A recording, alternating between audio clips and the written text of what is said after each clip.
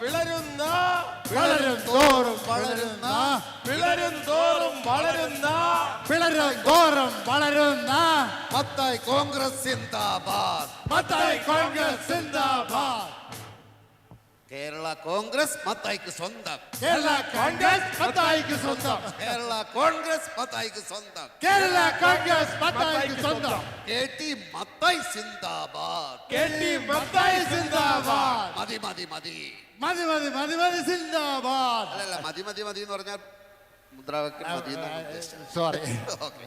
അപ്പോ പാർട്ടിയുടെ നയപ്രഖ്യാപനം മത്തായി സാർ വൈകുന്നേരം പ്രഖ്യാപിക്കും. ഫണ്ട് പിരിവ് ഇപ്പൊ തന്നെ തുടങ്ങിക്കോളൂ.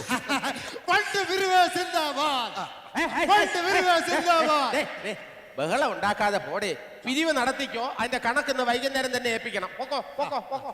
ആ അപ്പോഴേ ആ ആ ഇത് ജയൻ വട്ടപ്പാറ കേരള കാഹളത്തിന്റെ സ്വന്തം ലേഖകനാണ്. ഇയാള് മാത്രമേ ഉള്ളൂ? വലിയ പത്രസമ്മേളനമാണെന്നൊക്കെ പറഞ്ഞിട്ട് ബാക്കി ചാനലുകാരും പത്രക്കാരും എന്തിയാടാവേ? അതാണ് എനിക്ക് മനസ്സിലാവാത്തത്. ഞാൻ പറഞ്ഞ പച്ചക്കള്ളം വെച്ച് നോക്കുമ്പോ ഒരുപാട് പേര് വരേണ്ടതാണ്. എന്ത് പറ്റിയതാണാവോ? താൻ എന്ത് കള്ളവാ പറഞ്ഞേ? ആളെ കൂട്ടാൻ വേണ്ടി ഞാൻ പറഞ്ഞു മത്തായി സാറ് ചത്തുപോയി എന്ന്.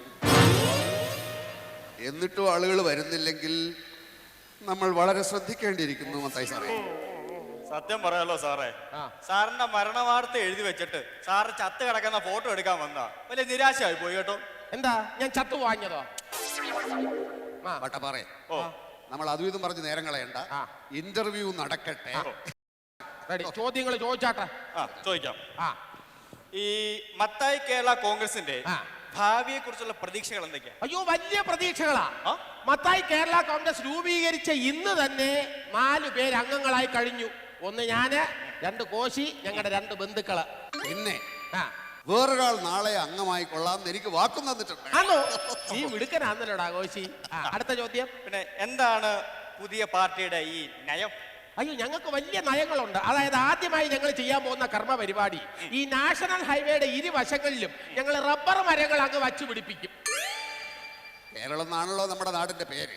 പക്ഷെ റബ്ബർ വരുന്നതോടുകൂടി കേരവൃക്ഷത്തെ റബ്ബർ മറികടക്കും. കേരളം മാറ്റി ഞങ്ങൾ റബ്ബളം എന്നാക്കും. അങ്ങനെ സംസ്ഥാനത്തിന്റെ പേര് മാറുമ്പോ ഞങ്ങളുടെ പാർട്ടിയുടെ പേരും റബ്ബള കോൺഗ്രസ് എന്നാക്കും. അതോളാം. പിന്നെ അടുത്ത പരിപാടി എന്ന് പറഞ്ഞാല് ഈ പാല്, പത്രം എന്നിവയുടെ കൂടെ എല്ലാ വീടുകളിലും റബ്ബറിൽ നിന്നും വാറ്റിയെടുക്കുന്ന ഒരു സൈസ് പുതിയ ചാരായം കൊടുക്കാനുള്ള ഏർപ്പാട് ഞങ്ങൾ ചെയ്യും. അതെന്തിന്? അതെ, ഈ പട്ടിണിയും ദാരിദ്ര്യവും മറക്കാൻ ചാരായത്തിൽ കവിഞ്ഞ് എന്തുണ്ട്? അത് പോയിന്റ്. പിന്നെ ഈ 97 വരെ സാറ് മാണി കേരള കോൺഗ്രസിലായിരുന്നല്ലോ. ആയിരുന്നു. എവിടെ നീ പോരാൻ കാരണം?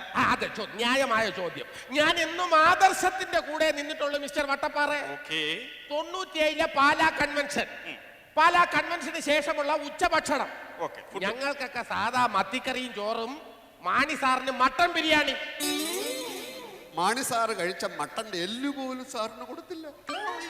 അതൊക്കെ ഓക്കെ. എന്തായാലും അതിന് മനന്നൊന്ത് ഞാൻ അപ്പൊ തന്നെ കേരള കോൺഗ്രസ് ജേക്കബ് ഗ്രൂപ്പിൽ ചേർന്നു. അവിടെയും സാറിന് ആദർശത്തിന്റെ ചില പ്രശ്നങ്ങൾ വന്നു. വീണ്ടും പിറവം കൺവെൻഷനിന്റെ പോസ്റ്ററിൽ സാറിന്റെ ഫോട്ടോയുടെ താഴെ മത്തായി എന്നുള്ളതിന് പകരം മയ്യത്തായി എന്ന് അച്ചടിച്ചു. വേദന തോന്നുന്നു. ആ വേദനയില് മനം നൊന്നിട്ട് ഞാൻ നേരെ കേരള കോൺഗ്രസ് ജോസഫ് ഗ്രൂപ്പിൽ ചേർന്നു. ജോസഫ് അവിടെ ചെന്നപ്പോഴോ ഈ ബക്കറ്റ് പിരിവിന്റെ ടൈമായിരുന്നതേ. അപ്പൊ സാറ് ഞാൻ 10 ബക്കറ്റ് പിരിച്ചു. 10 ബക്കറ്റും അതേപോലെ ജോസഫ് സാറിനെ ഏൽപ്പിച്ചു. പക്ഷെ പിരിച്ചത് വലിയ ബക്കറ്റിലും കൊടുത്തത് ചെറിയ ബക്കറ്റ്. എന്താ അല്ല, ഞാൻ അങ്ങനെ ആയിരുന്നല്ലോ അവരുടെ ആരോപണം. ആൾക്കാരുടെ ആരോപണം അങ്ങനെ ആൾക്കാരുടെ ആരോപണം. ഞാൻ ചെറിയ ബക്കറ്റ് കൊടുത്തത് അത് കരുതിക്കൂട്ടി ഉന്നയിച്ച ഒരു ആരോപണമായിരുന്നു. അത് വേദനയിൽ മനം നൊന്ത് ഞാൻ ഇന്ന് മത്തായി കേരള കോൺഗ്രസ് രൂപീകരിച്ചിരിക്കുകയാണ്.